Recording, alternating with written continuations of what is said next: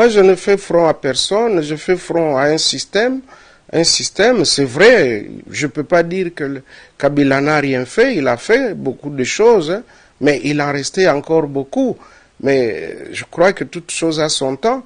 Le grand problème ici, c'est le comportement de ses collaborateurs qui, au lieu de travailler, passent tout leur temps dans des laboratoires pour comploter, pour décourager ceux qui travaillent. Nous travaillons et nous venons avec les résultats.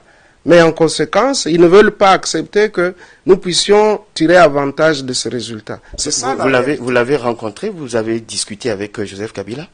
J'ai demandé à le rencontrer à plusieurs reprises. Il a promis. Bon, finalement, on ne s'est pas vu.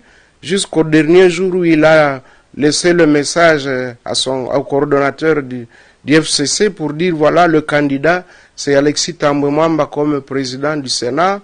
Le premier vice-président, c'est Évariste Bochab. Et puis il est parti, il a pris son véhicule, il est allé en congé à Boma, dans le Congo central. Donc désormais, entre Joseph Kabila et Bahati Lukwebo, c'est l'inimitié, c'est la séparation. Non, moi je suis toujours reconnaissant envers celui qui a toujours été mon chef.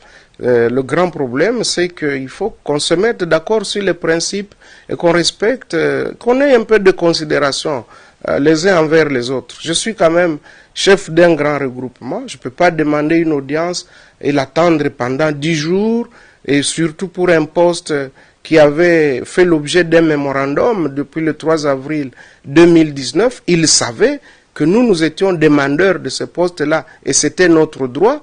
La moindre des choses, c'était de nous dire, eh bien, pour certaines raisons, qu'il n'était même pas obligé de nous donner, ce poste-là ne va pas vous revenir, il reviendra à telle autre personne.